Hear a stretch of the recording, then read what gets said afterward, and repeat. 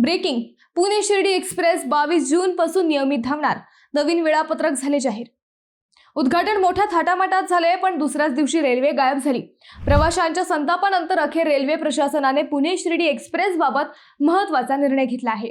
15 जून रोजी केंद्रीय रेल्वे मंत्री अश्विनी वैष्णव यांच्या हस्ते सुरू करण्यात आलेली पुणे साईनगर शिर्डी एक्सप्रेस उद्घाटनानंतर सलग 2 दिवस धावलीच नाही।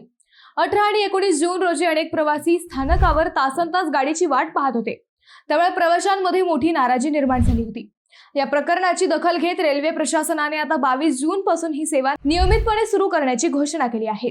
नव्या वेळापत्रकानुसार गाडी दररोज सकाळी 6:55 वाजता पुणे येथून सुटून दुपारी 12 वाजता साईनगर शिर्डी येथे पोहोचेल। परतीच्या प्रवासात ती सायंकाळी 6:10 वाजता शिर्डीतून सुटून रात्री 11:55 पुण्यात पोहोचेल।